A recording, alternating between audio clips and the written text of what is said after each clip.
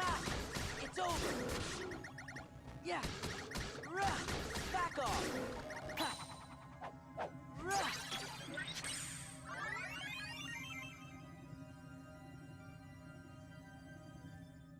Master Control, why not just derez Tron? I still haven't located the password to the data space. What about a logic probe? With all your processing power? Out of the question. The current environment hampers the processing power needed for such an analysis. You're dismissed, Sark. Stop any remaining anomalies in the system, or else.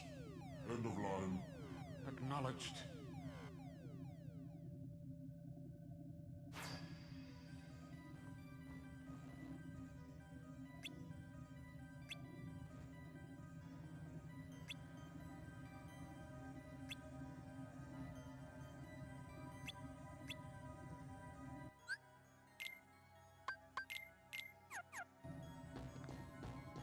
Ha!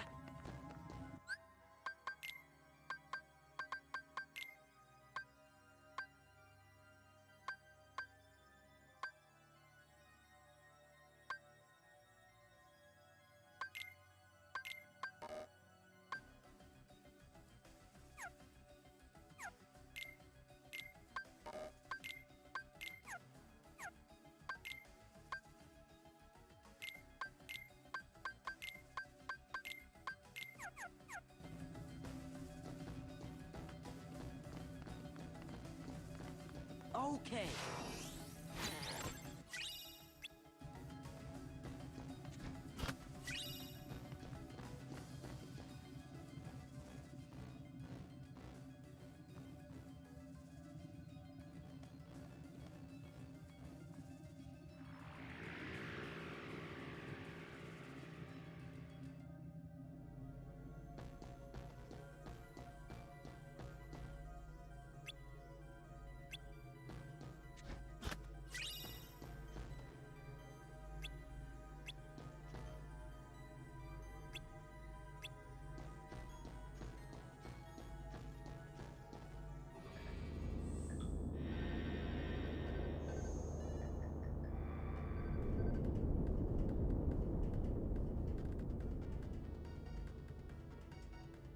This is the energy core.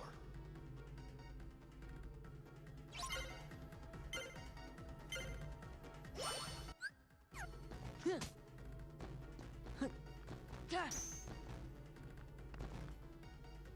Ha! Yeah! Ha!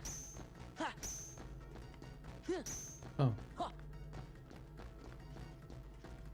Huh.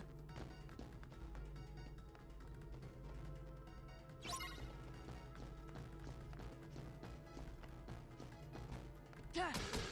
Ha! It's over!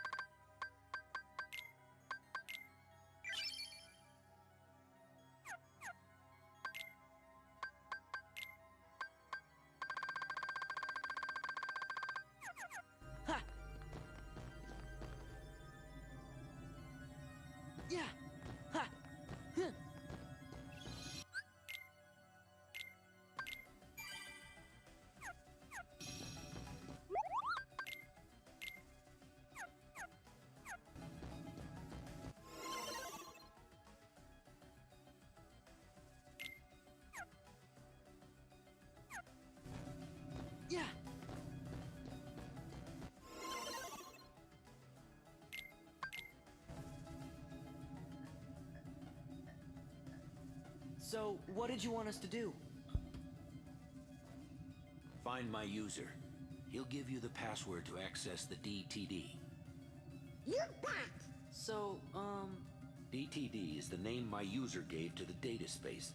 Copies of all the original system programs are stored there, along with anything that's sensitive or restricted. Is there stuff about the Heartless or Organization 13?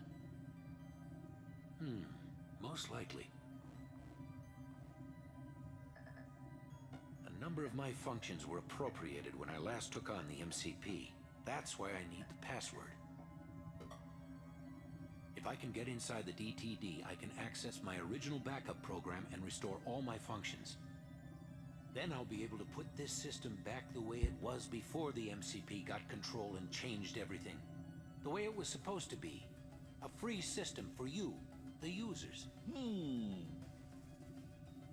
Gee, Tron, ain't the MCP one of those programs too? Do you know who it was who made it? Actually,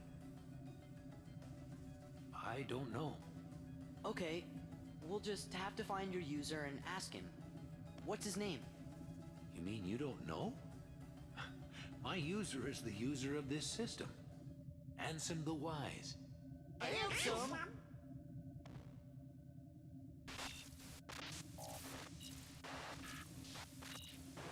Looks like the MCP's onto us. I'll keep this terminal up and running. You better exit the system now. Sure, but Tron, Ansem is... We'll get you the password! Okay, you're good to go. Hurry!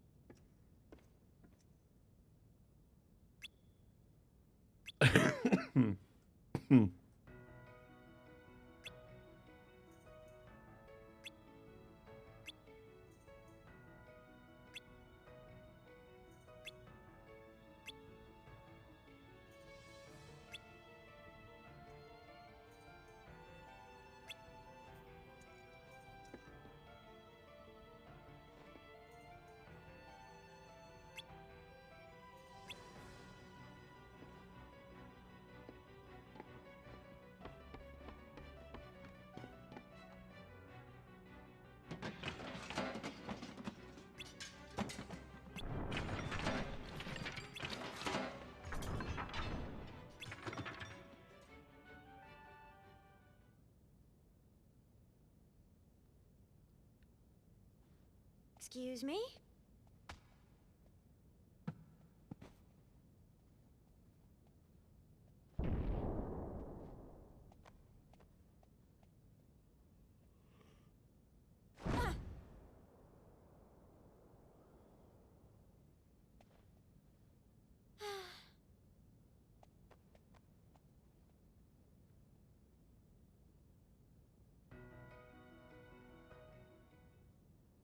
What's this doodle? Hello? Man? Security? Tron? Door to? Looks like a diagram or something. Door to? Darkness? Oh! D... T... D. DTD! What's up? Look at this. This must be the data space. The DTD. See? The door to darkness. What do you know? But that still leaves the password. Say, fellas, did somebody mention the door to darkness? Your Majesty!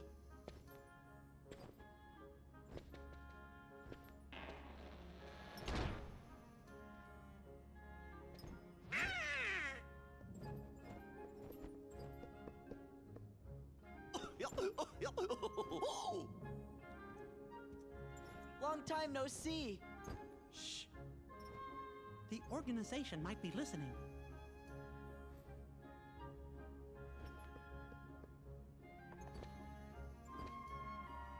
You mentioned the door to darkness? Yes, sir. You see, we're looking for the secret password. Password? Oh, I guess you mean like a code.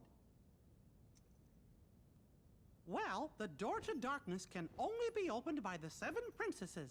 There's Snow White, Jasmine, and Belle. Of course.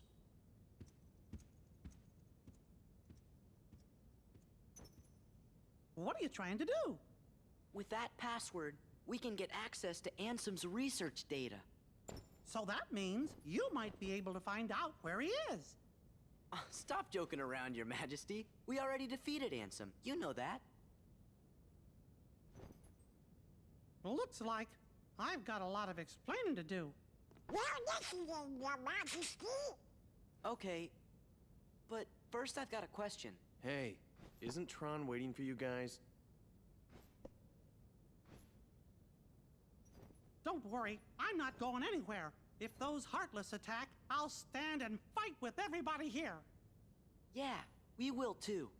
Then let's talk more later. That's a promise. I'll see you when you get back.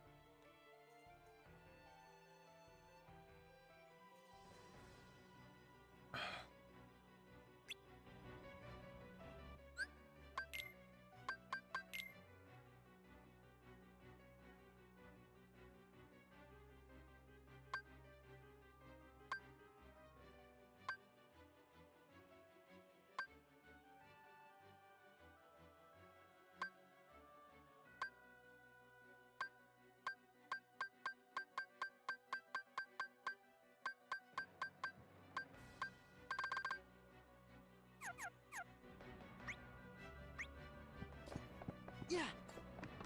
Ha. Huh. Okay.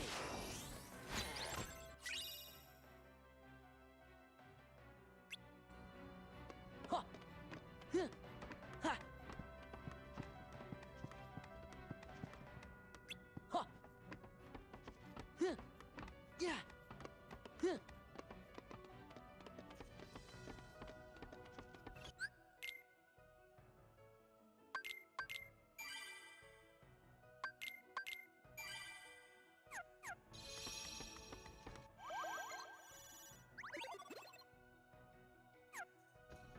Huh.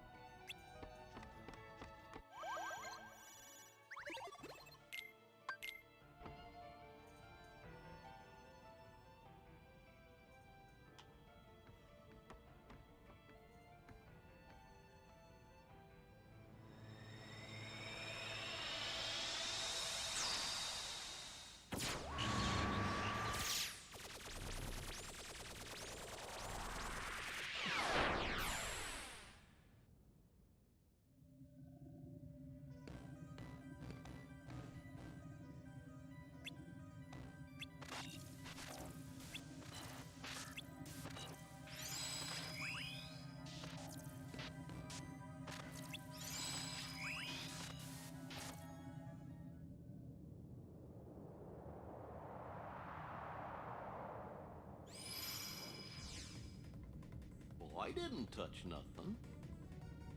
Welcome to the game grid. Game grid? That's right. You've been chosen to play a few games. Lose and you will be subject to immediate de-resolution. Win? Well... no one wins. We're not gonna play your games. You have no choice. Well then, get on with it.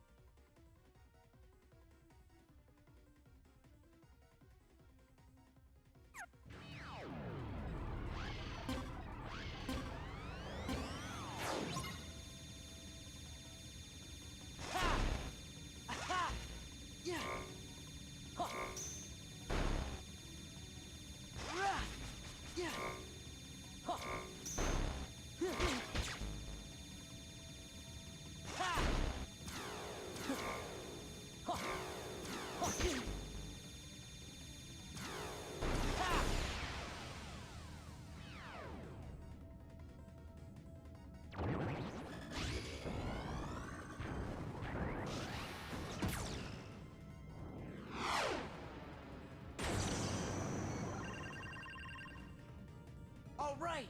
It looks like we can escape through there.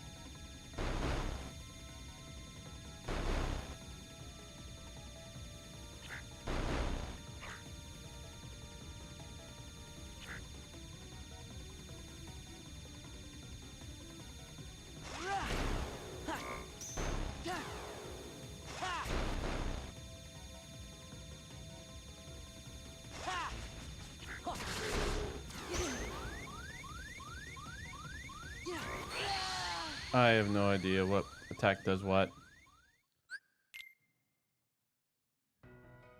Oh.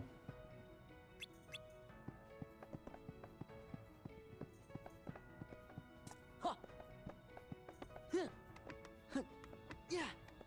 There.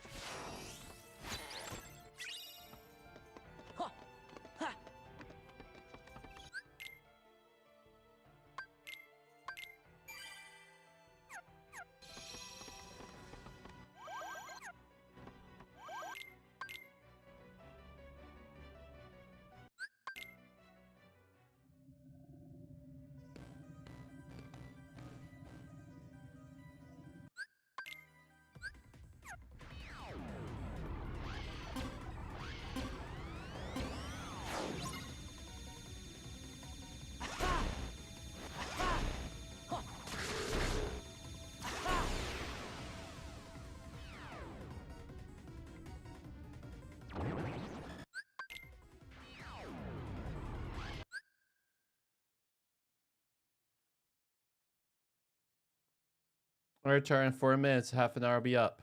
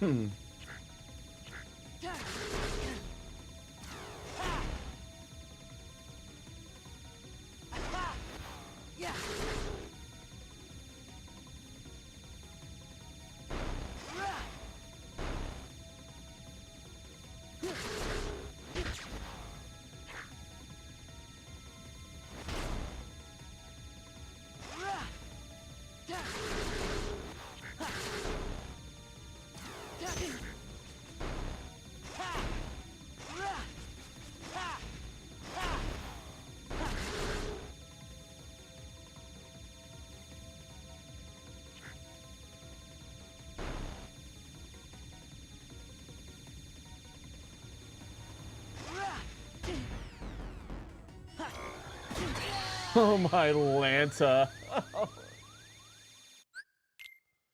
I pressed the wrong button on the shield and just lost it. Ha! Ha! There.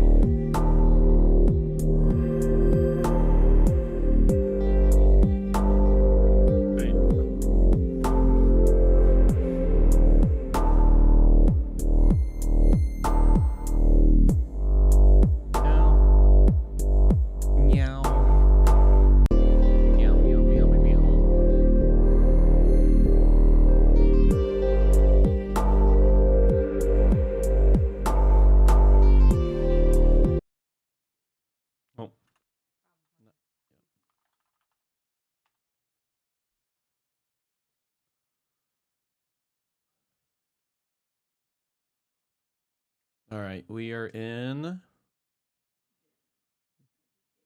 Yeah, we just did Daniel. Hosea.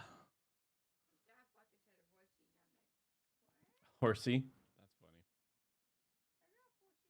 The book of the prophet Hosea. Hosea lived in the northern kingdom of Israel, which he sometimes calls Ephraim or Jacob, about 200 years after they had broken off from southern Judah. Remember the story from 1 Kings. Hosea was called to speak on God's behalf during the reign of one of Israel's worst kings, Jeroboam II. The nation was descending into chaos, and in the year 722, the big bad Assyrian Empire swooped in and decimated Israel. Again, see the story in 2 Kings.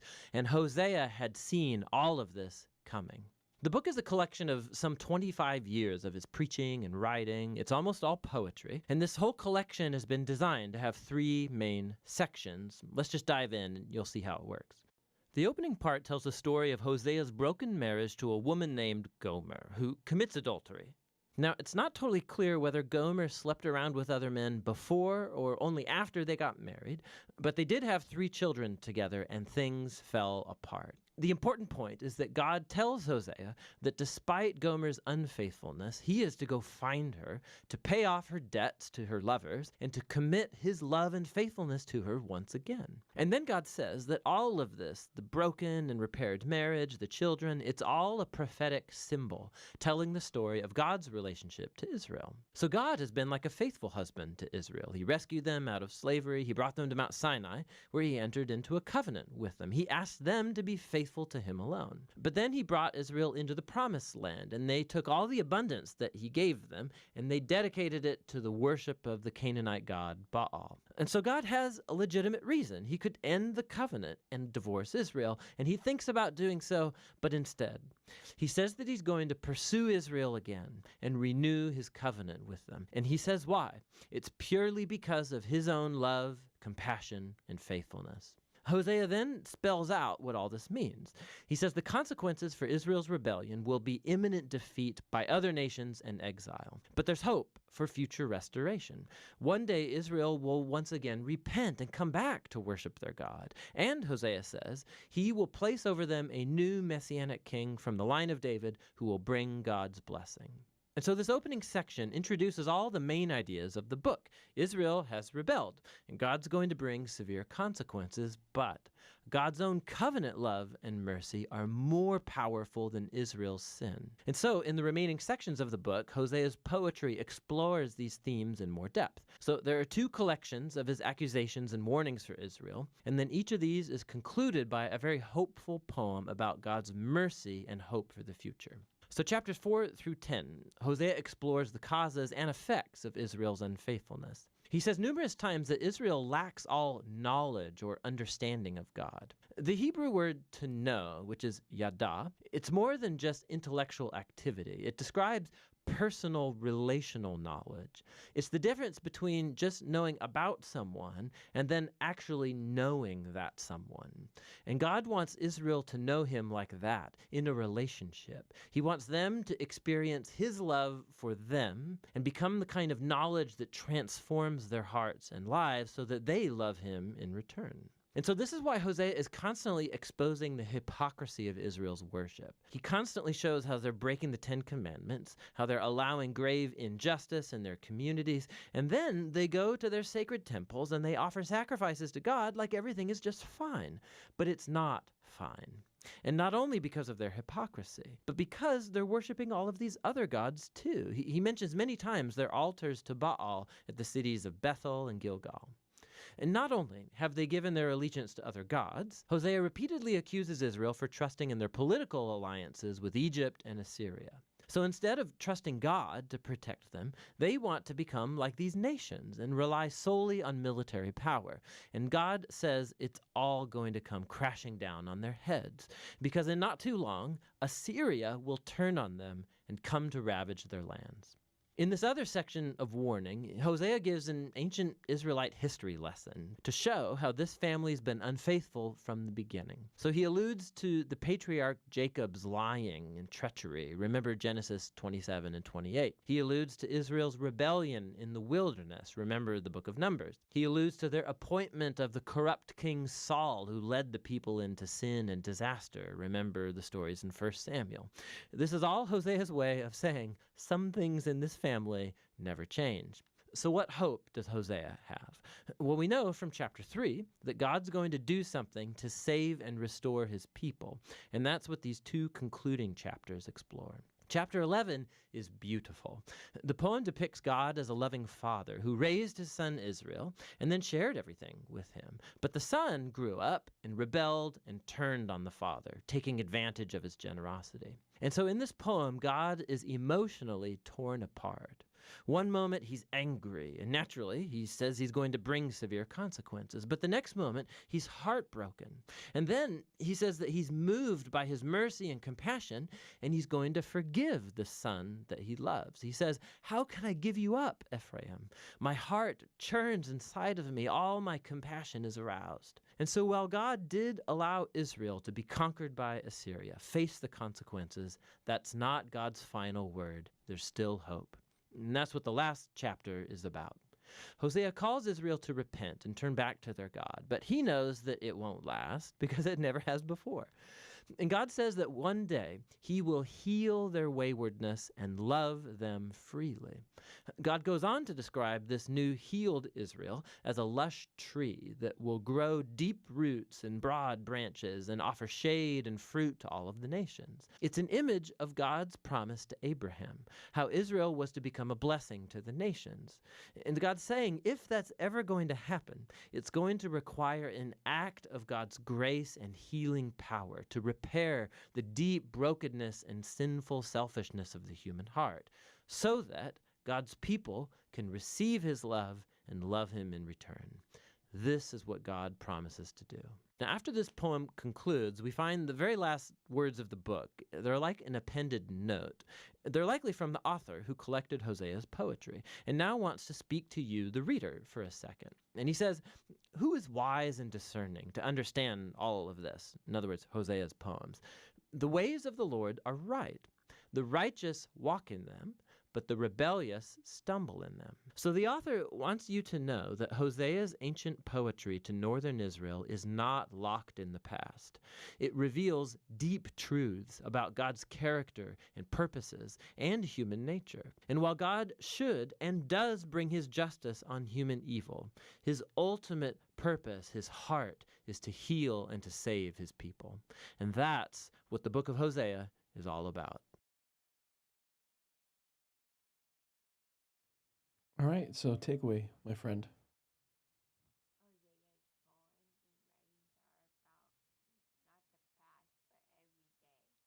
Yeah, so at first look, it is about his time, because he did the covenant, and they went and worshiped other gods, and then right, and so he does judge them, but then he's always trying to lead to the renew.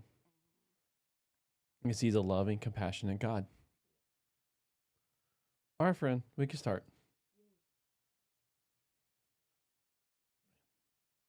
Be right back. Actually, I don't know why, but today my microphone placement is just bothering me.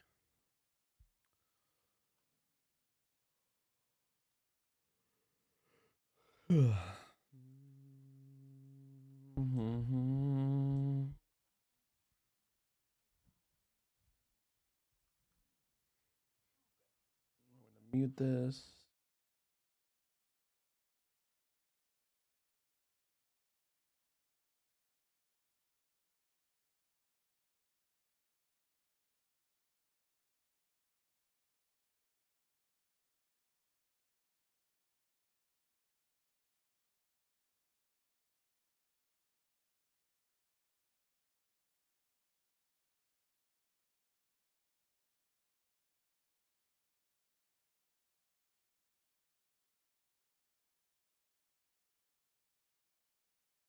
Right now, this feels better.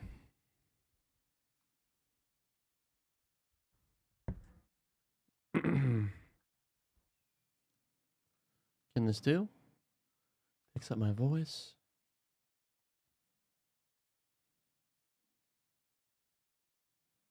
All right, I'll be right back.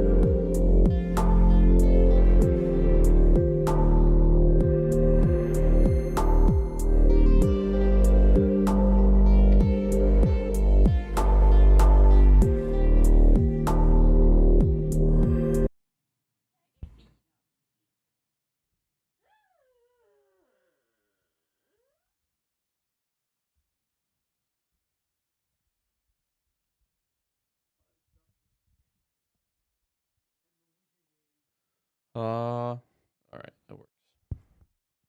Oh,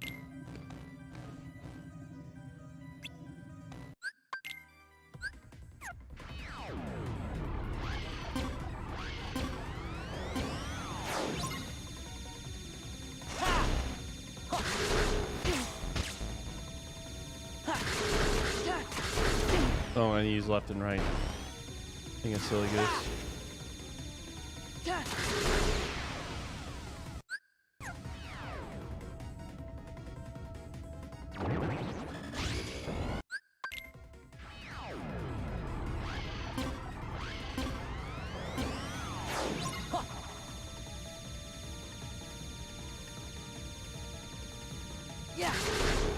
Yeah.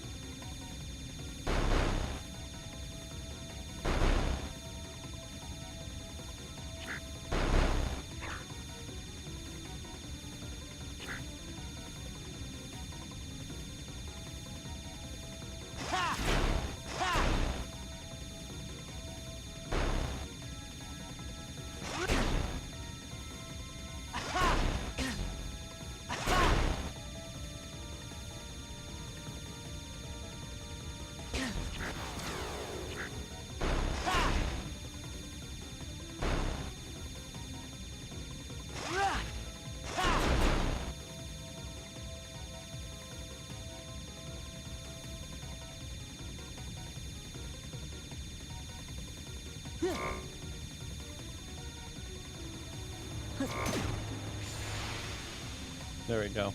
Didn't accidentally press the wrong button.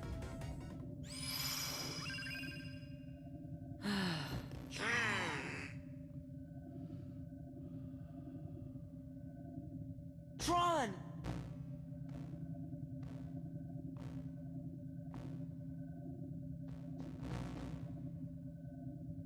I don't understand. Why are you here? We came to give you the password. Why didn't you just transmit the data? Transmit? Hey, are you okay? I'll be all right once we access the DTD.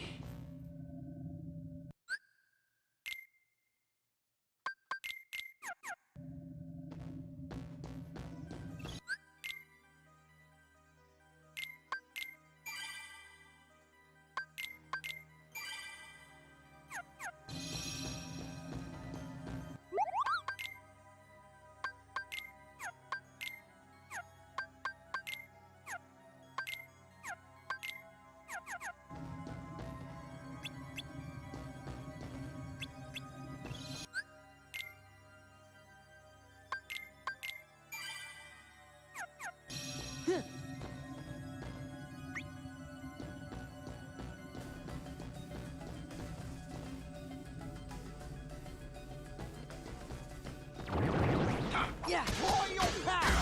Take this! Take this!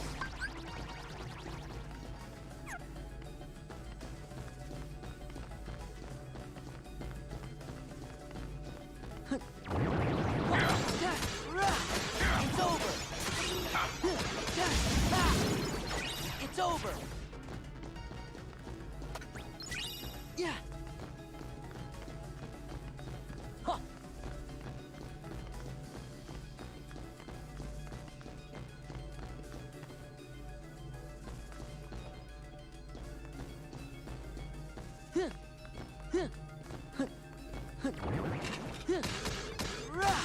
Take this! Take this!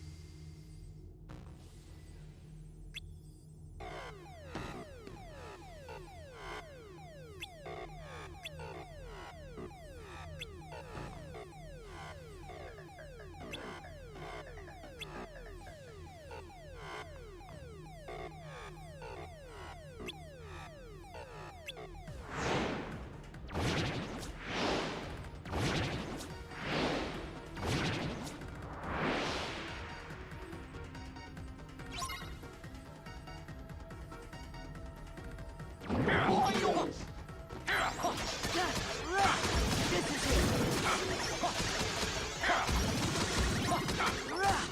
It's over.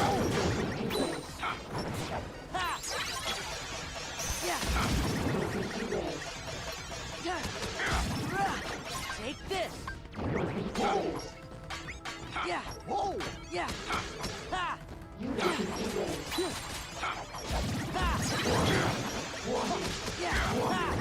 This is it. Warning. Yeah.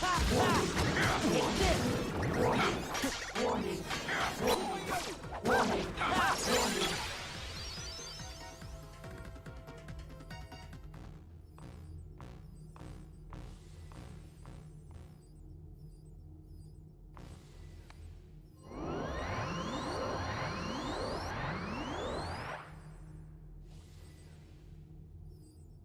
I'm as good as new.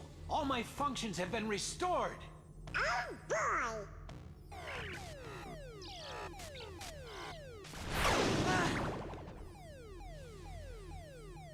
Finally, I have full access to the DTD. My takeover of the system is now complete. I might have anticipated such a simple password. What's this? An emergency destruct program for the town. Let's see how it performs. No.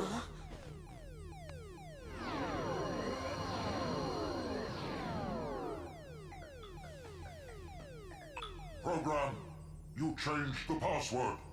There, that should buy us some time. Tron, tell us what's going on.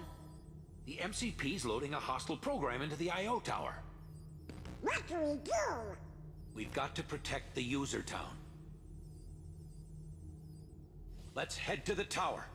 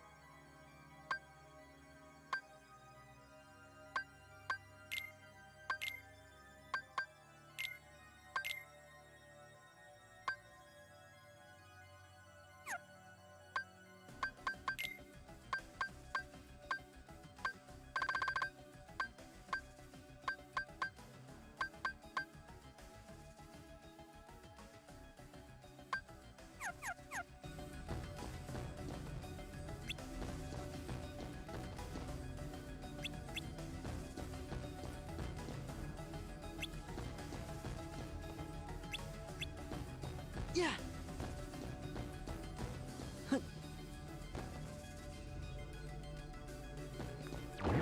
Yeah. Take this.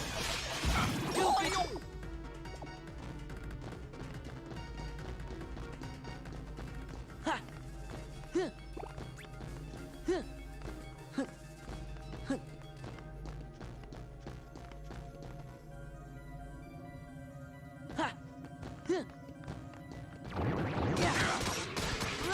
This is it.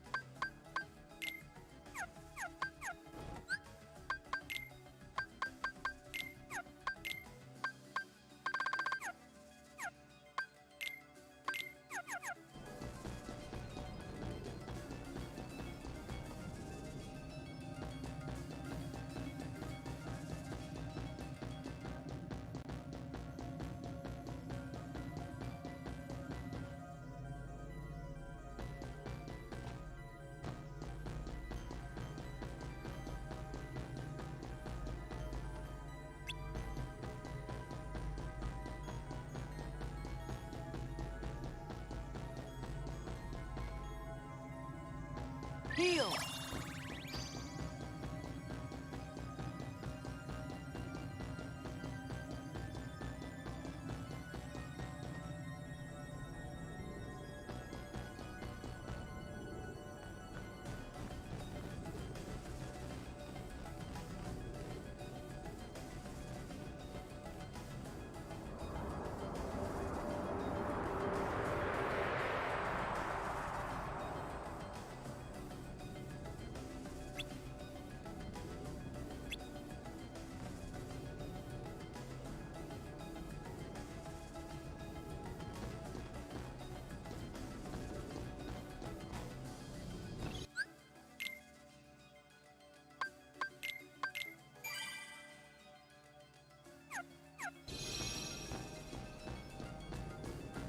There!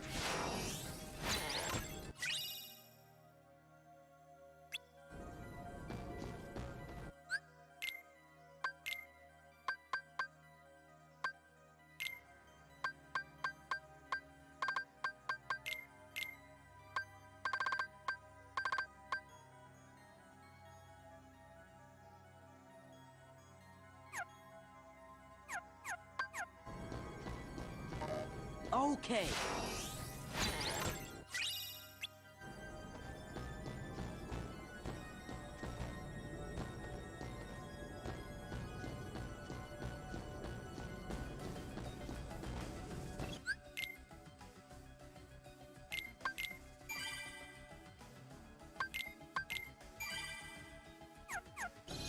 Huh.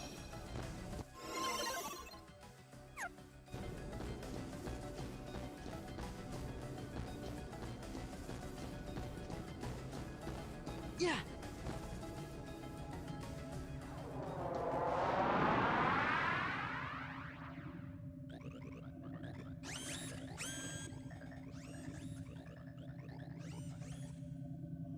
I'm disappointed in you, program. Why do you insist on allying with these selfish users? Because I want to help them. Something written into my code commands me to do what is right. Really? And what command would that be? I can't really say for sure. Friends, they help each other, that's all. Uh-oh, look out!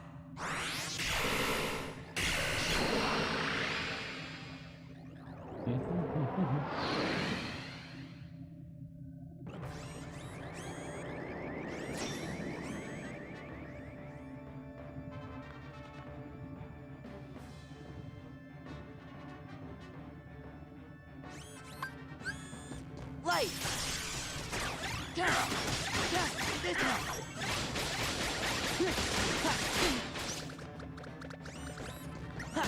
Yeah! Yeah! Yeah! This is it! Back off! Yeah! Yeah! Take this! Yeah! This is it! Take this! Run! Running executable! Yeah!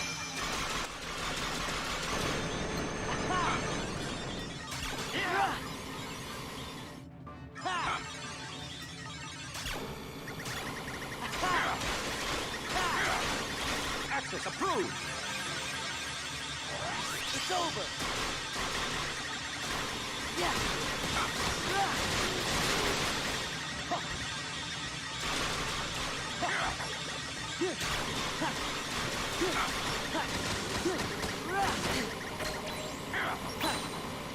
Back off! Yeah!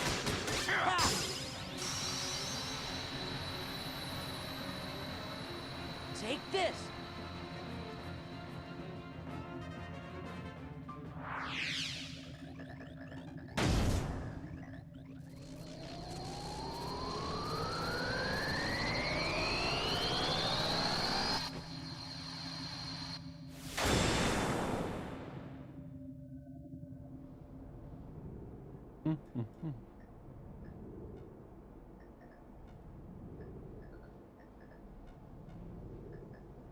I really owe you one. With all my functions up and running, I think I've got a chance of getting system control away from the MCP. Now, I'd better get to work. It's what my user would want. What Ansem would want. Listen, Tron. We didn't get the password from Ansem. We just sort of found it, back in the user world, by accident.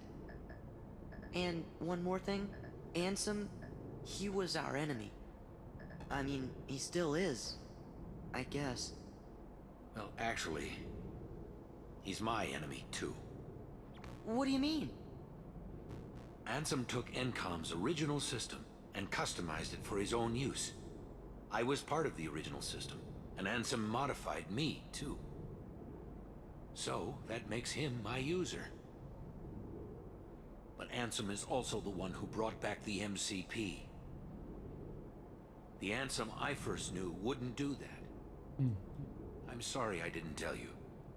That's okay, but now I really don't get it. I don't understand it either. But I think users like you are going to be the ones who will finally figure it out. You have the ability to take illogical routes and still arrive at the answers you seek. Now go, before the MCP starts acting up again.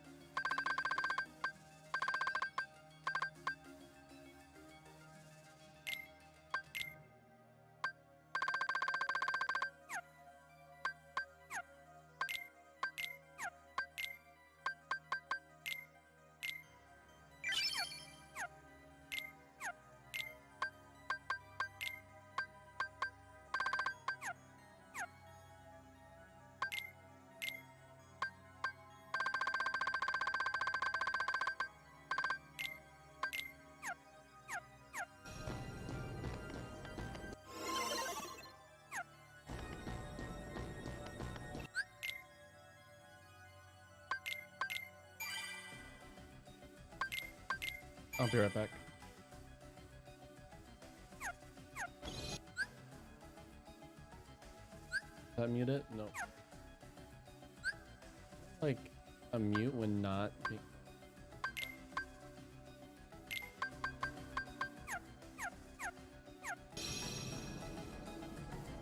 Alright, let's do this. Alright, I'll be right back.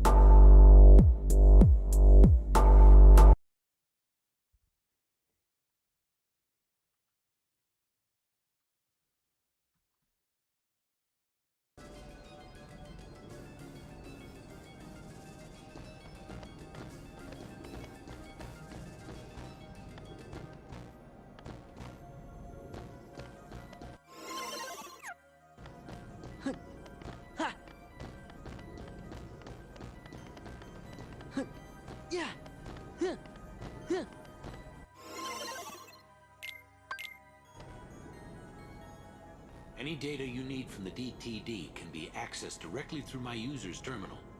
I'll keep a dedicated access channel open for you. I changed the password, so you won't have to worry about the MCP for a while. Access channel? I knew you'd ask. It's a very important link between our worlds. It's how we stay connected. You, my friends, are the new password. Thanks, Tron. Take care. You too, and give my best to the users.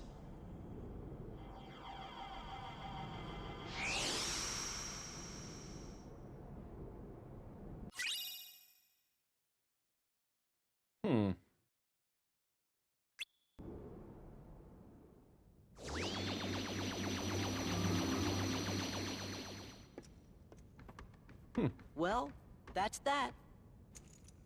Look. Tron, hang in there. So, where do we start? I know. Let's access the DTD. The King's checking the situation in town. He'll be back soon, so don't worry. Hey, look. It's asking for a password. That's easy. It's... Sora! Donald! Goofy! That's... to the point. Well? That did it. We're in. I have to go into town. All right, Char, in 33 minutes to take a step, okay? Need to see what that last shakeup did. You're not gonna check out the data? It wasn't exactly easy to get. I'm coming right back. Hey, Sora. Why don't you get started unloading the data and copying it down? It's just a few keystrokes. Easy, right?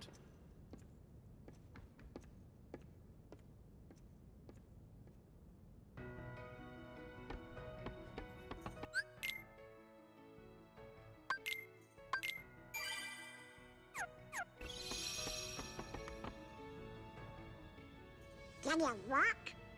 Hey, these things take time, okay?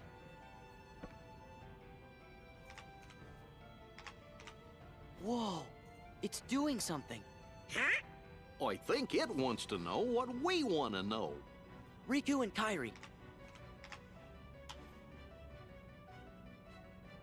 No way. Even Ansem's computer doesn't know. What you doing? I thought I'd ask the computer if it can tell us about them nobodies.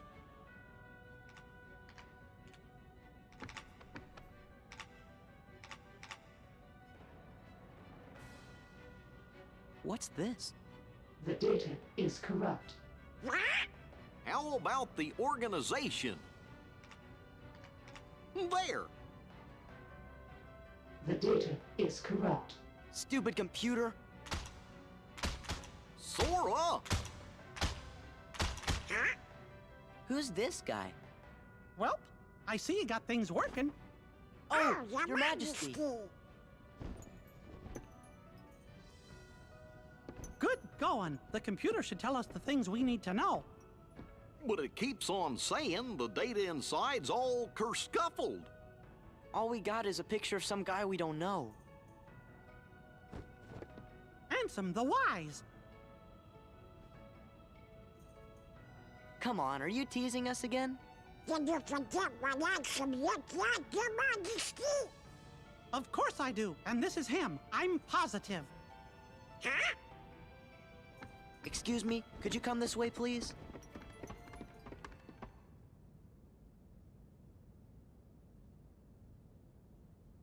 Look, this is Ansem. You know, the guy we all worked really hard to defeat. Oh, that's right. I never finished explaining. What? He had a son. Well, the man in the picture is definitely the one who tried to take over Kingdom Hearts. The one you fellas defeated. But what you actually fought was his Heartless. You see, he wasn't really Ansem. He just went around telling everybody that he was.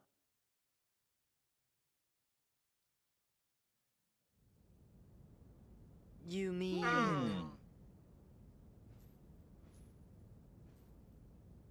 What? Huh? We went through all that trouble to defeat an imposter? Yup, a fake. But he still had to be stopped. I can't believe it. Oh, I'm kind of confused.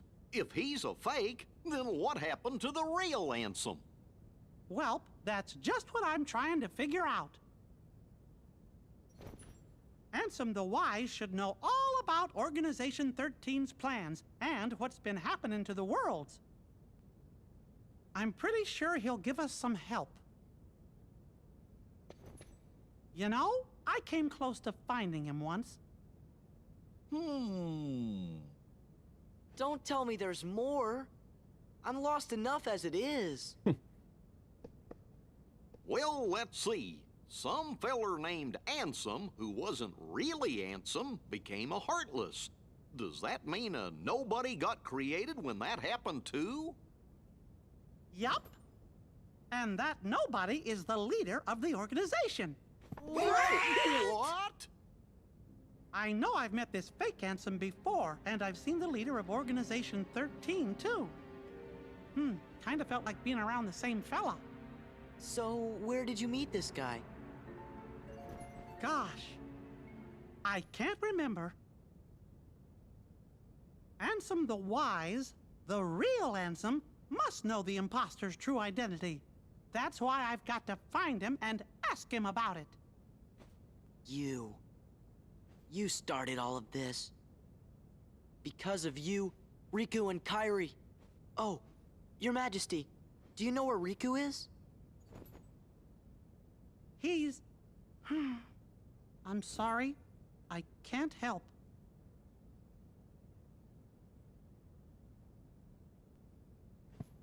Really, Your Majesty? Are you sure? I'm sorry, Sora. What about Kairi? Organization 13 might have kidnapped her. Oh, no! Sora, Donald, Goofy. I was planning to go get help from Ansem the Wise, but now I know I forgot the most important thing. Helping others should always come before asking others for help. We're safe and sound and free to choose. So there's no reason we shouldn't choose to help our friends. Let's look for Riku and Kairi together. Outside! Sounds like we gotta start by helping out here.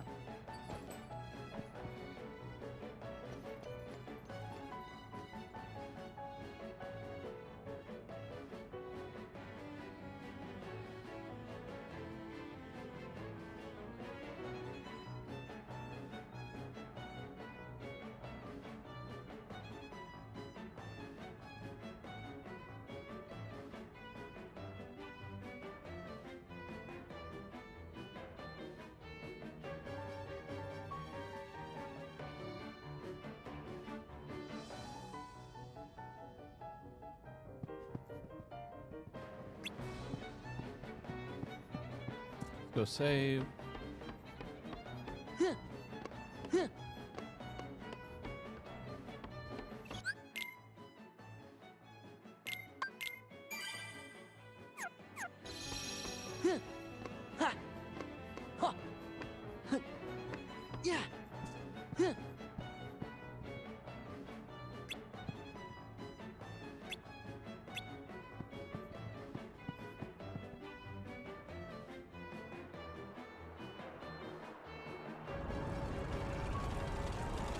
That's an army.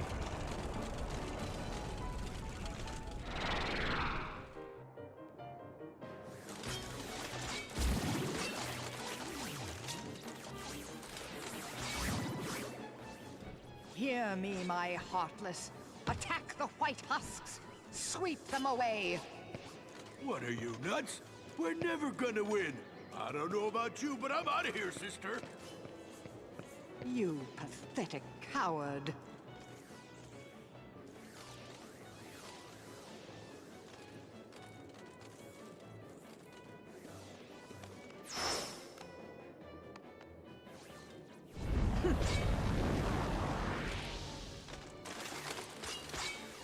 heartless. Leave the white ones.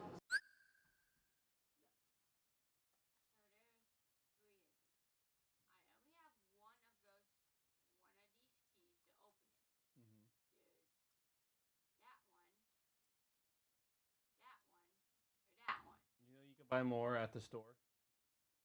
At the round table. The stone sword keys. Yeah, those require. Yeah, not imbued. That require sword. Oh.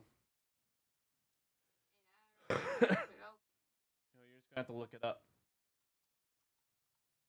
I don't know where anything is. Huh? I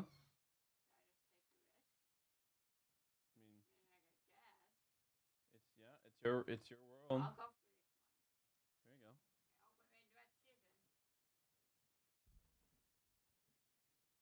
Turn your attention to Sora and his friends. Uh-oh!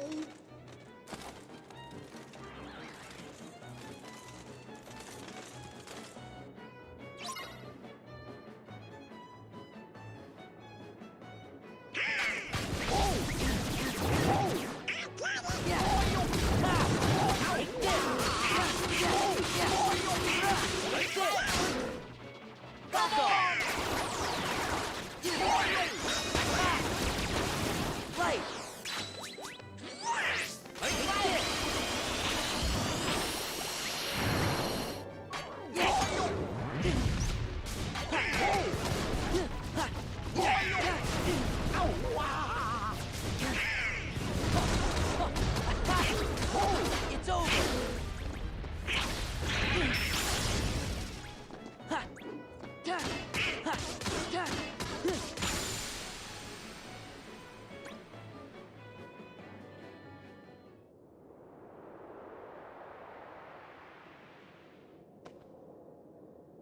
Where's Maleficent? Looks like she ran away. Well, that was pretty lame of her. I guess we picked the wrong side.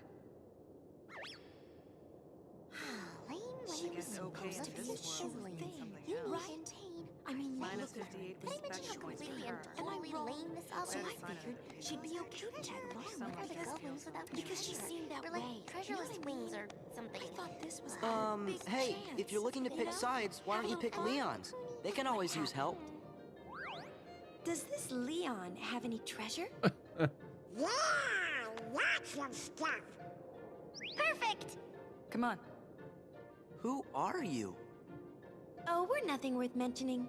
Just 3 treasure fanatics. Later, taters!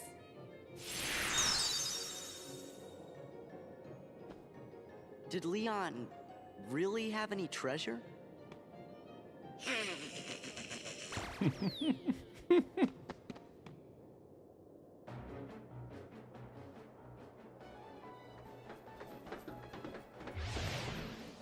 We don't have time for you.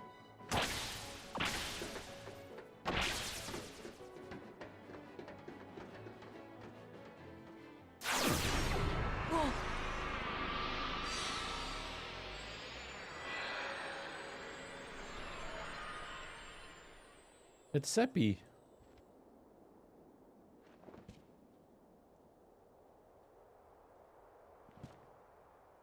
Sora and Sephiroth. Ain't Sephiroth the one who's supposed to be the dark part of Cloud's heart? Did Cloud tell you that? Then he must understand now. Just what are you gonna do to him? Nothing. Cloud is the one who hungers for darkness. He said he's got a score to settle with you. I see. He wants to meet me again.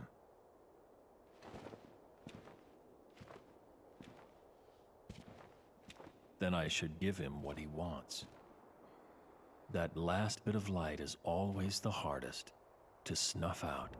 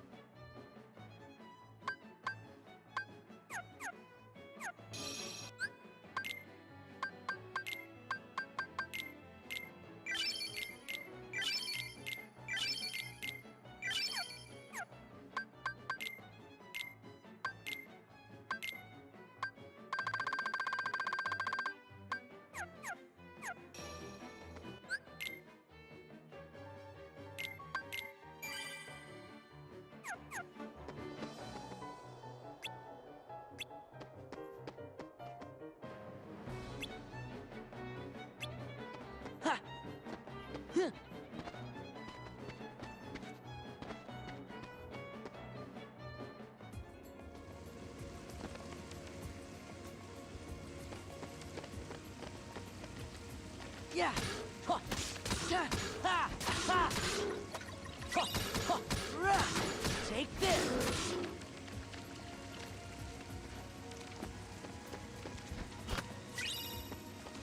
Huh.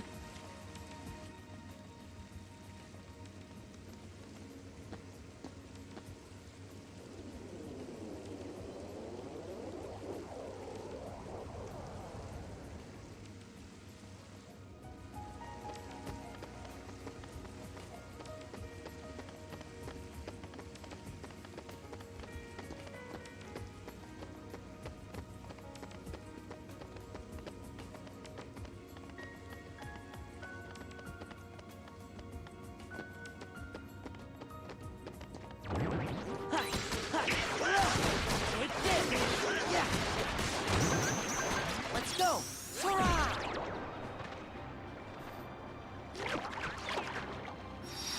Ha! Ha! Rah! Hurrah!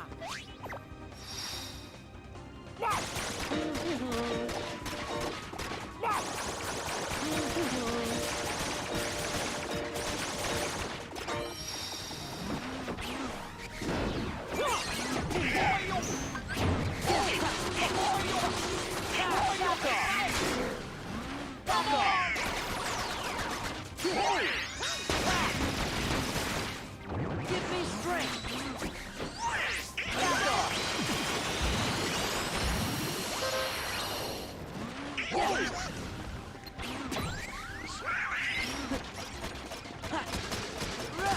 Back off!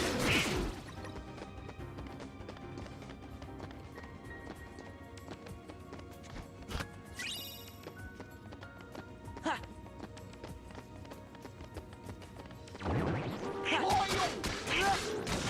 It's over!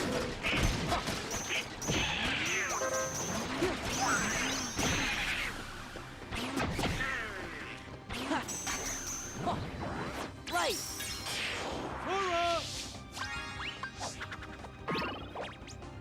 Take some room!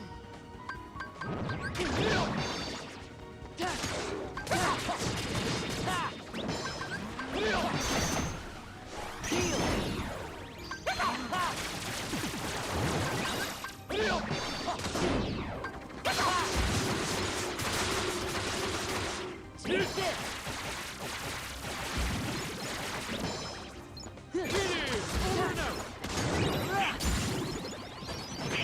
Yeah!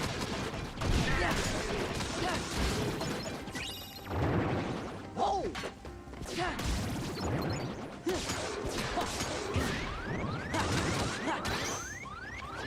Yeah! Yeah! This is it!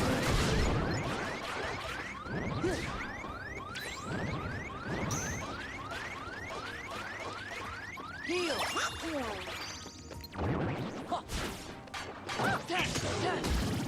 Whoa!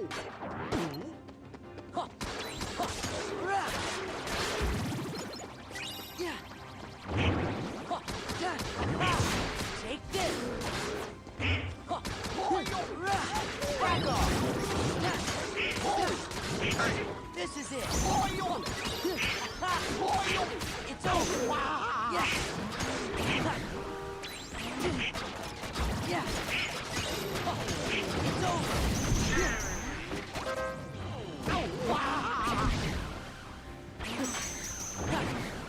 Yeah! Darn it. Man, it's a lot of mooks.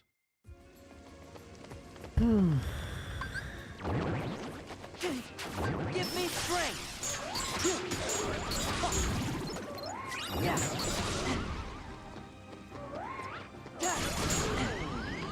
Heal! Yeah! Yeah!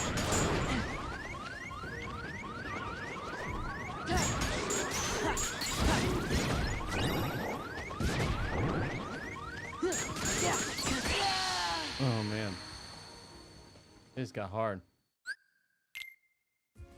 Alright.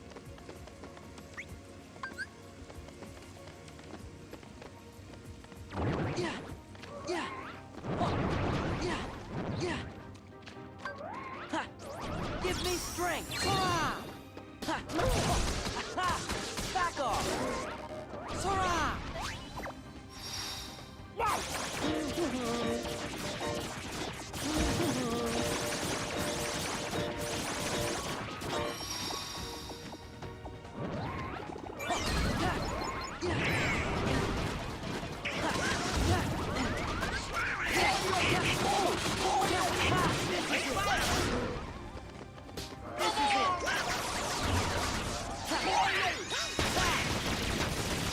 Let's go!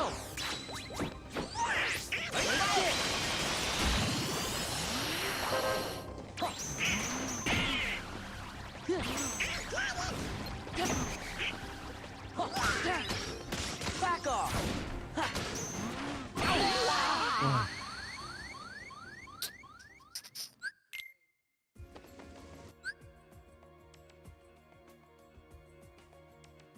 No.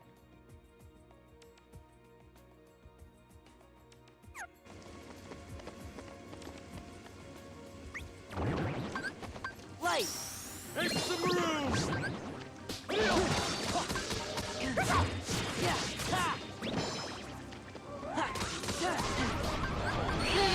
Over and out! All right. Just one enemy at a time. Give me strength! Back off! Yeah!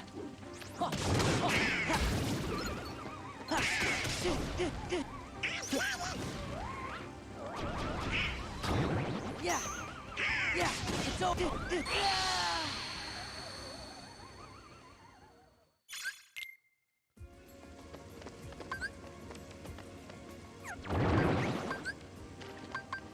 Light! Sora! I can do this! Hold it! Hold it!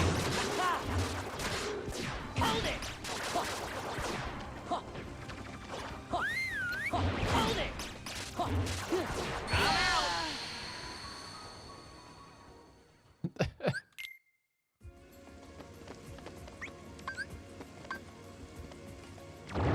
Give me strength! Hurrah! Yeah! Oh, you hit him back. Back off! Sora!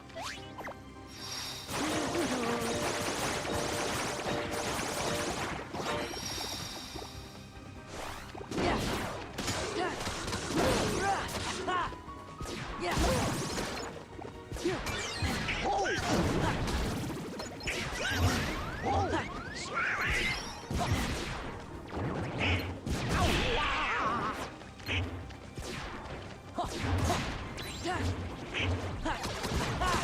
This is it.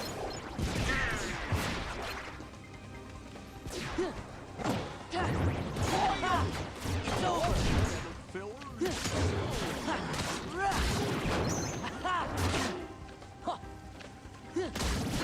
Feel.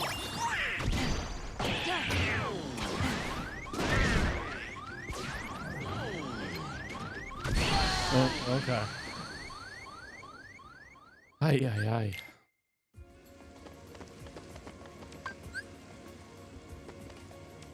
Let's go. This is it. Ha. Yeah.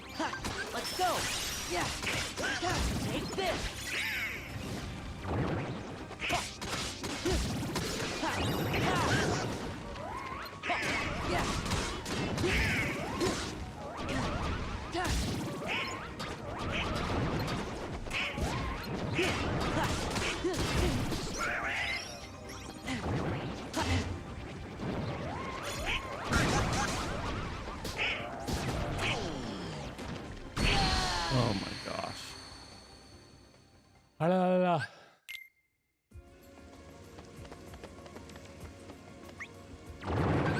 Give me strength.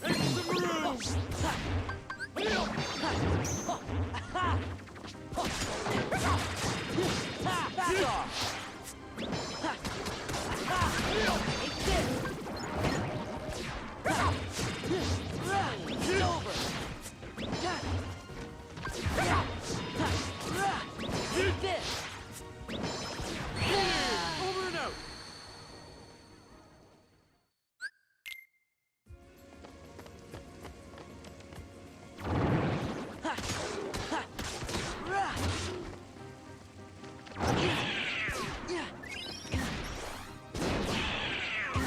Give me strength.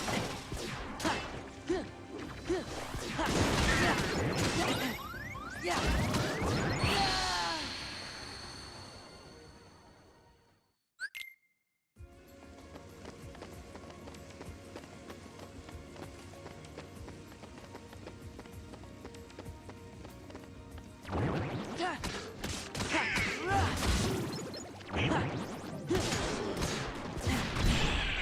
Heal. Give me strength.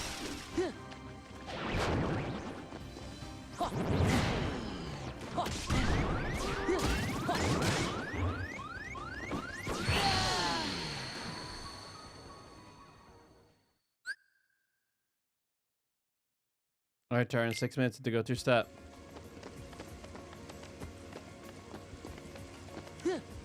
Yeah. Yeah.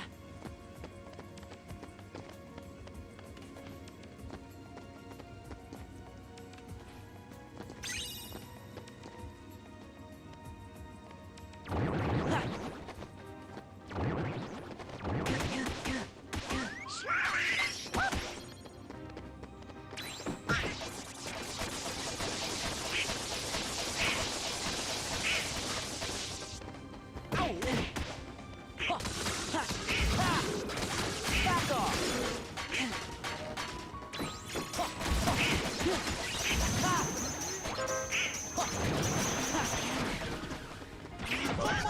Light.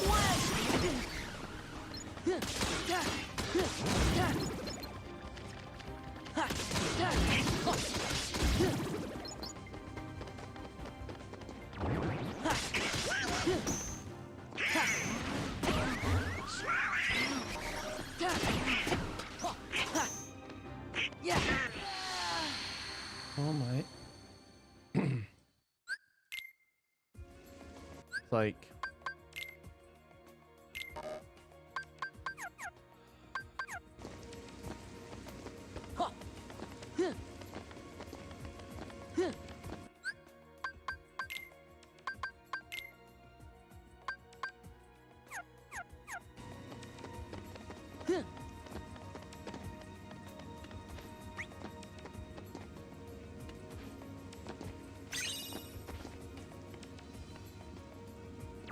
Yeah. Aha! Take this. It's over. Yeah.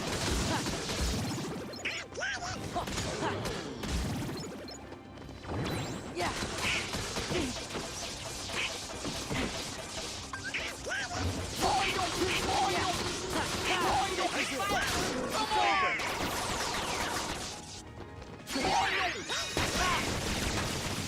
Right.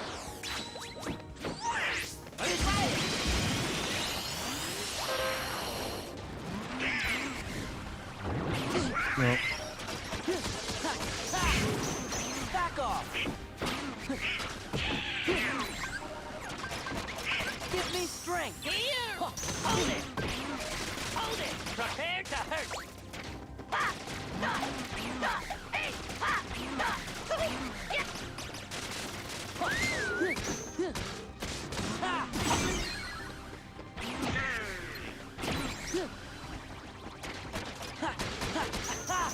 Back off.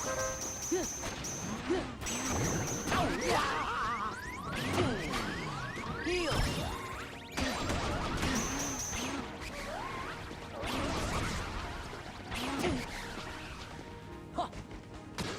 Yeah.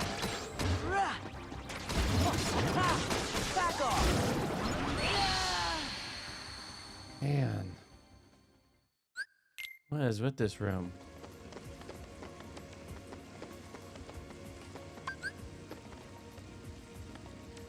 Let's go.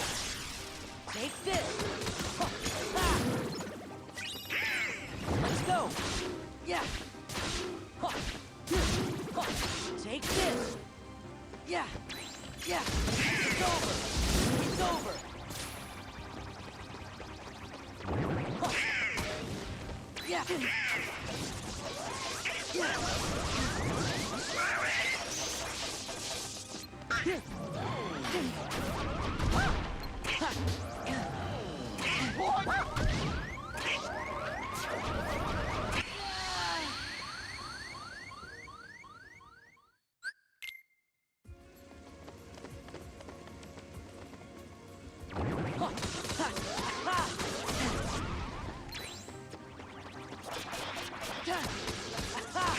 This is it. Heal.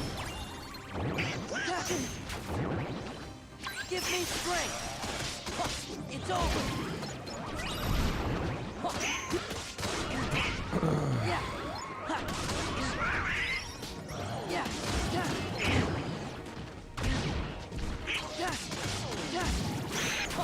Take this.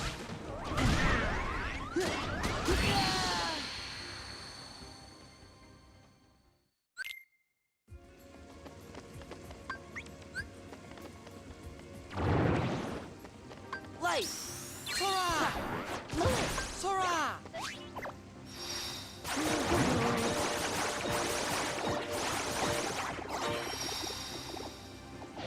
Ha! Yeah! Sora!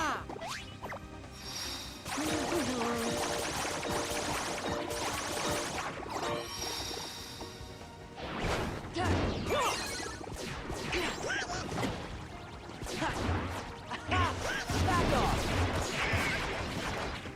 Take this!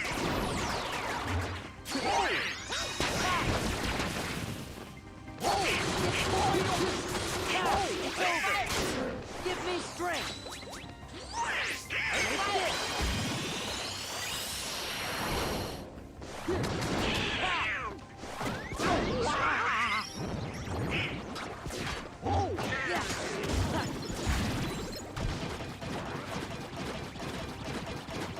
Yeah.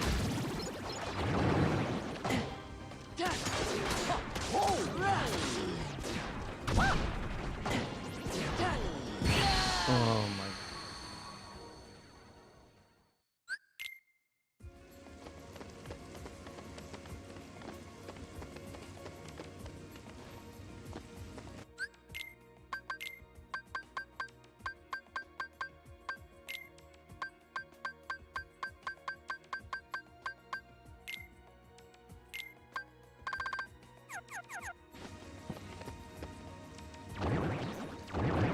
Yeah. Take this. Heal. Yeah.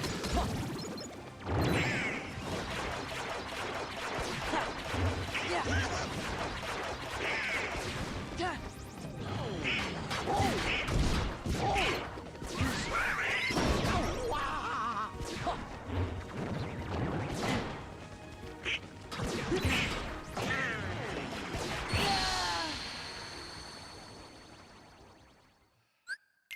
Do I just have to use magic?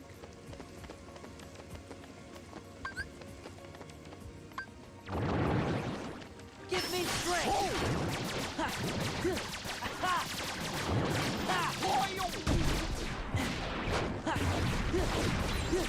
Ha.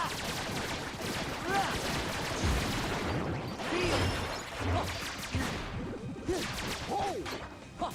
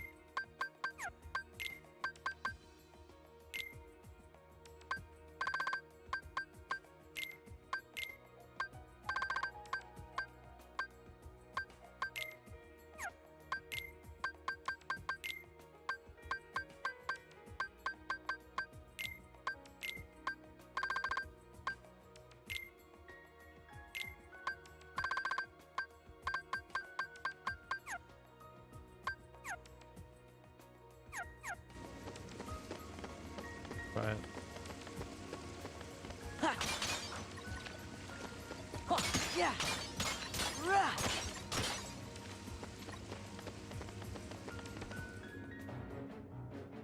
All right, Char. Go through step before anymore. Right to Grace.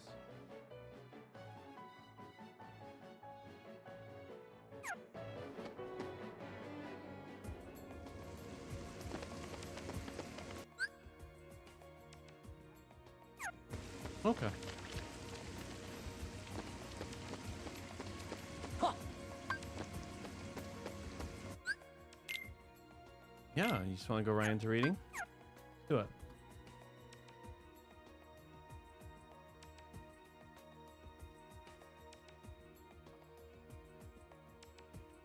Yeah.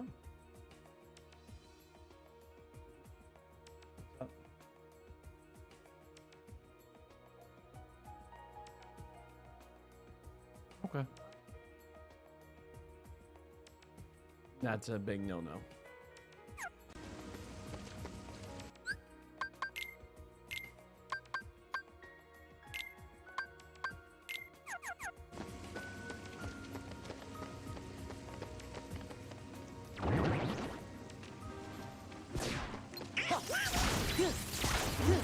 Thunder! Thunder! Let's go! Ha! Ha! Ha! Ha! Ha! Thunder! Ha! Yeah! Yeah! Deal! Ha! Ha! Ha! Ha! Ha! Yeah! Yeah! Yeah! Rah! Ha!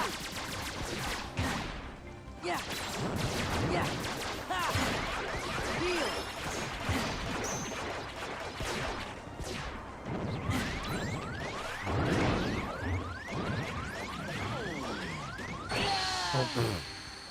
Came out, no. Do you need help cooking the ramen? Oh, you changing your mind about the ramen? Yeah! Ha! Rah! Yeah! Huh.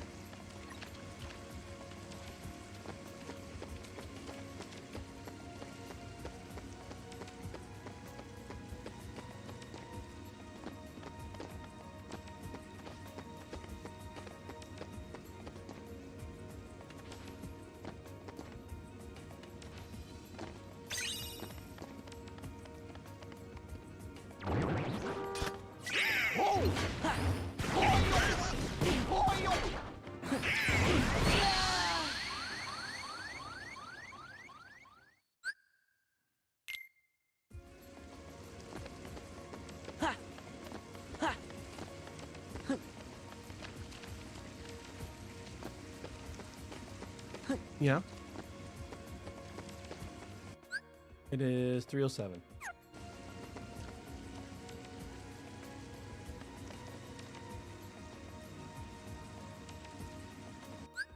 When we get home at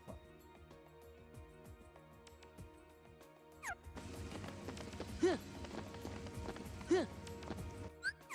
Yeah!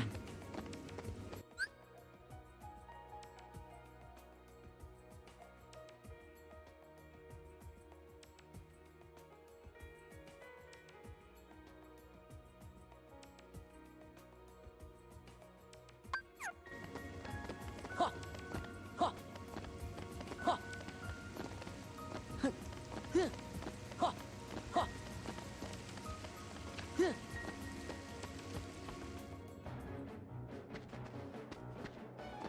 Yeah!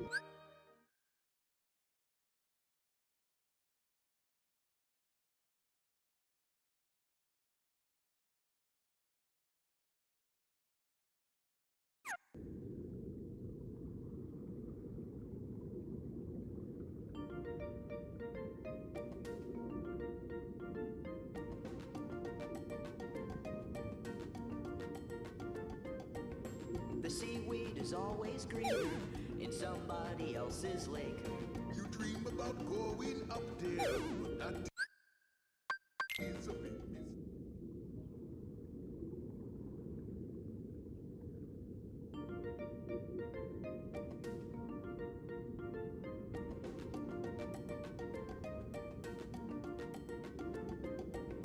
The seaweed is always greener in somebody else's lake. You dream about going up there, but that is a big mistake. Just look at the world around you, right here on the ocean floor. Such wonderful things around you. What more is you looking for? Under the sea, under the sea. Darling, it's better down where it's wetter. Take it from me. Up on the shore they work all day. Out in the sun they slave away. While we devoted full time to floating under the sea.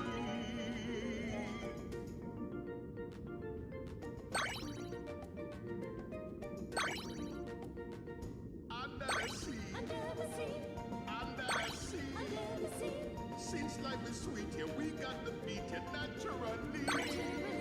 Even the sturgeon and the rain, they get the urge and start to play. We got the spirit, you got to hear it under the sea.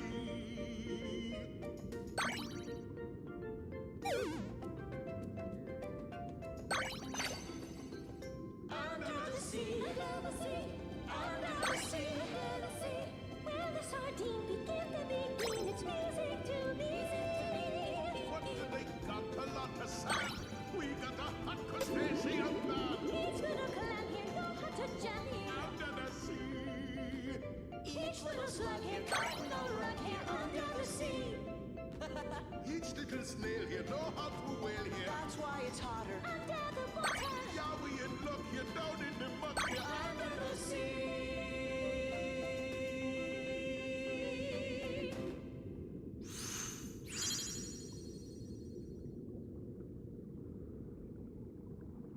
So, what do you think, Ariel?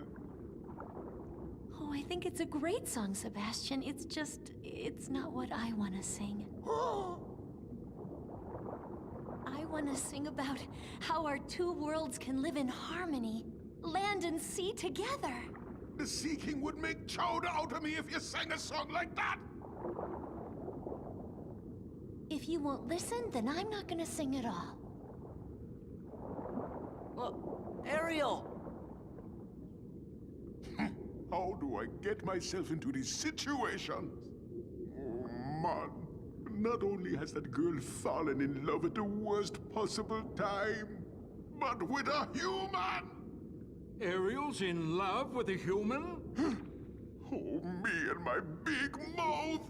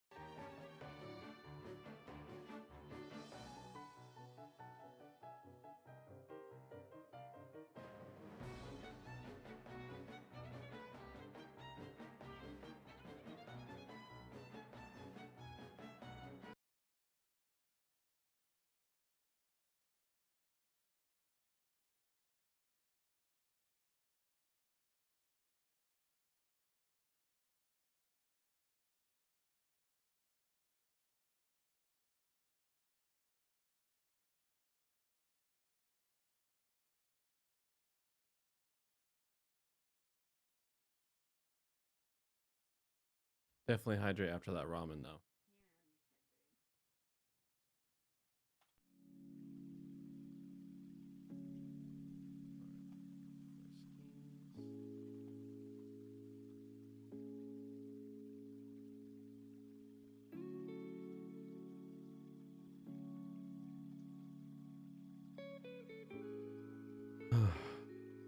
Christ, you're amazing. Thank you for your steadfast love. Just being with us. Thank you for that you set in motion to bless the nation. To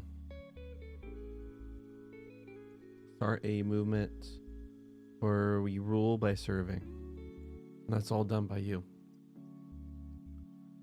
So may we embody that day by day. May you and your wisdom be the light of our eyes. Please teach us and be with us, King Jesus. In one awesome name, amen.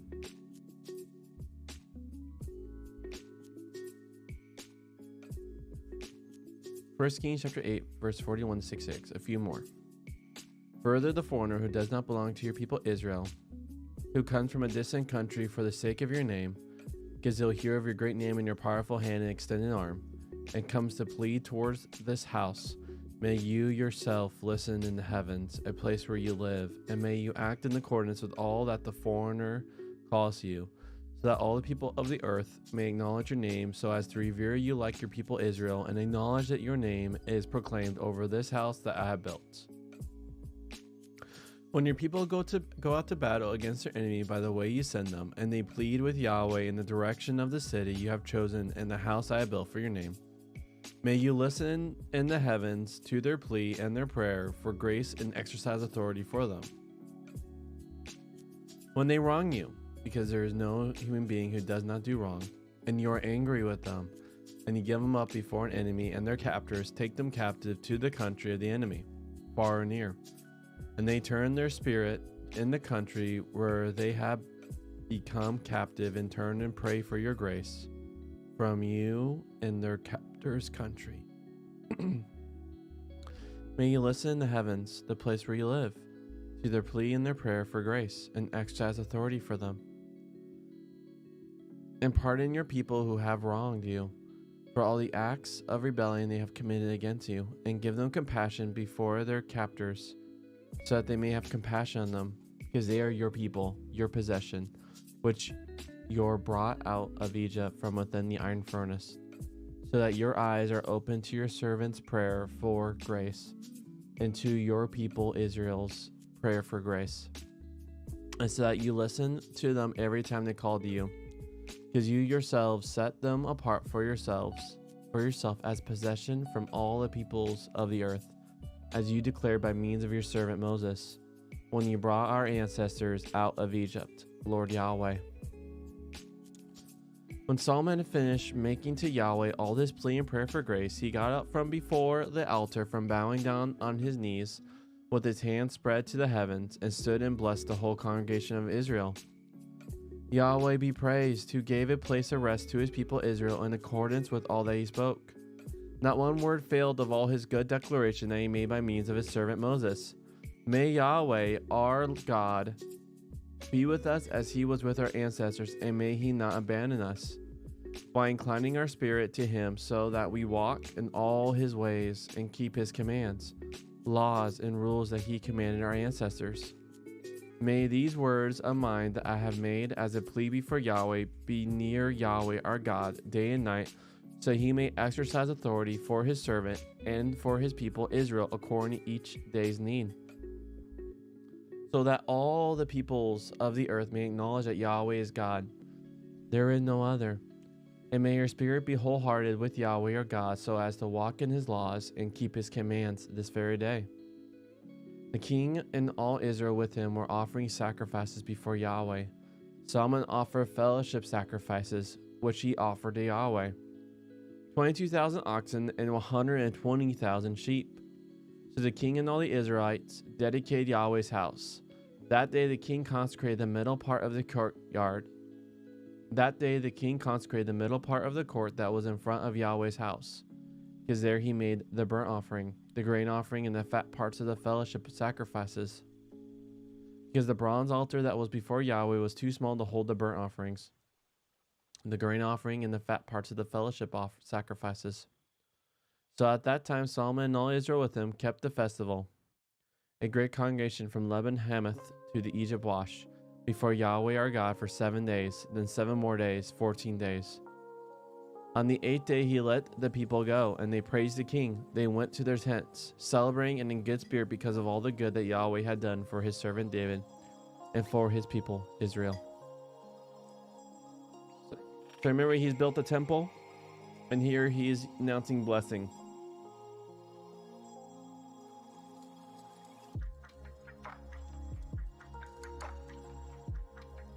I can still picture myself sitting at Sunday school as a little boy of 9 or 10, and I can still hear the voice of the stern Sunday school superintendent exhorting us to bow our heads, put our hands together, and close our eyes to pray. I suspect I can still remember this because I was in trouble with regard to some aspect of these instructions, or perhaps because I was talking to someone else as the instructions were given and got into trouble for it. That in itself probably indicates that the instructions were wise ones. The close of Solomon's prayer indicates that his posture was very different, with a rationale of its own. Praying involves laying flat on the ground. Sometimes the Old Testament speaks of licking the dust, meaning you have your face right on the ground, as if you're trying to eat the dust. That is the appropriate posture before a king, from whom you are asking favors. It is therefore a telling posture for one who is himself a king. Yet it can't imply lying flat all the time, because apparently it also allows for having one's hands stretched out to God in the heavens, with their palms open, because they demonstrate their emptiness and your need that God should fill them. That too would be a posture that a supplant adopted to a king.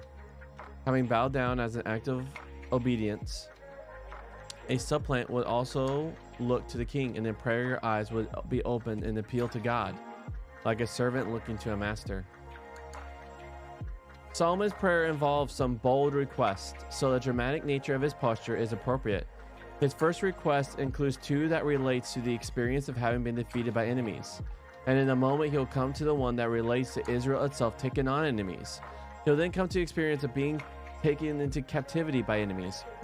It would therefore be easy for the prayer as a whole to have an exclusive past, to have no thought for anyone outside Israel, but the Old Testament can't be like that for some. But the Old Testament can't be like that for more than a few pages at a time, and knows that Yahweh is God of the whole world, not just of Israel. So Solomon's fourth request, the one that occupies the center of his prayer, starts from the assumption that foreigners will come to this house that Solomon has built because they have heard about Yahweh. It asks Yahweh to treat such individual foreigners the same as Israelites, so that the world as a whole may come to revere Yahweh in the same way that Israel does. His closing blessing expresses the broader longing that all the nations may come to acknowledge Yahweh. Solomon's prayer closes with what may seem in the context another implausible act of imagination, and an initially unpleasant one. Here we are at a high point in the entire Old Testament story, and Solomon starts talking about the people going so wrong in their relationship with God that God will get angry enough to let them be taken off into exile.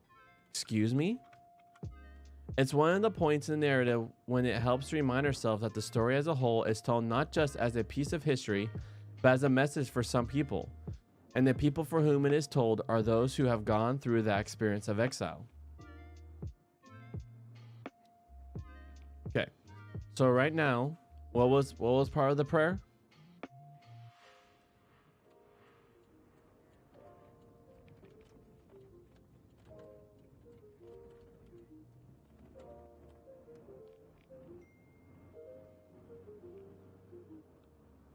And what about this last section we just read?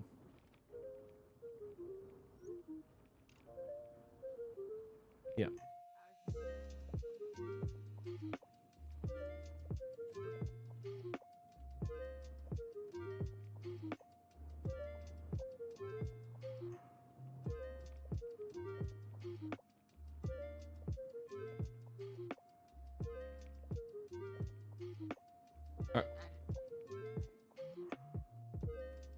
Okay. Yeah. Just if you're in a place where you might feel like you might get distracted, just tap me and go, can we pause? All right, so now it's talking about what would happen when they go into exile because of their waywardness. And so it's praying that Yahweh then looks back at them, which helps people who are in exile. It gives people who are in exile hope, because most likely people who are reading this are in exile. Sure, we are, but also when it was written for the Israelites, when it was originally put together. The books of Kings tell the story down to the exile, and thus they tell it for people in the time of the exile, at a time when they could easily be quite depressed about their situation. The story invites them to face some facts, but also to hear some good news. The bad news is that they are in a mess as a result of relying on their own religious and political insight, rather than relying on and responding to Yahweh. So remember how does wisdom work for us? Like without Yahweh, we see something good. We see something good in the eyes, and we take it. So when we see other, yeah. So they were supposed to look to Yahweh when it comes to religious insight. So only worshiping Him.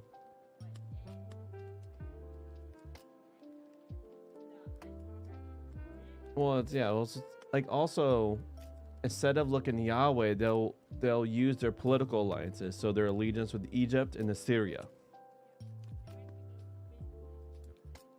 The good news is that this does not mean the story has to be at an end. They can turn around and ask for grace. Once again, it's significant that this word for prayer starts from the assumption that we have no rights or claim on God in a situation such a one the exiles are in. Indeed, let's face it, the prayer says, there is no human being who avoids doing wrong. Sometimes the Old Testament pictures God as surprised by Israel's wrongdoing. Yes, God is saddened by it. It is not what God hoped for. In contexts such as the present one, it is quite realistic about us as the people of God. It's not talking about people in general, though this truth will also apply in that connection. We all go wrong. Ready for this huge clutcher? We all go wrong. But that's not the end of the world. God is gracious, and therefore Israel can appeal to God's own character. Appeal to God to exercise authority on its behalf, to act decisively for them, even though they have no right to ask for such action. Israel can ask for pardon even though they have no right to it, but then you never have a right to pardon. Or with even more chutzpah. Hitzpah. How is that word again? The hitzpah?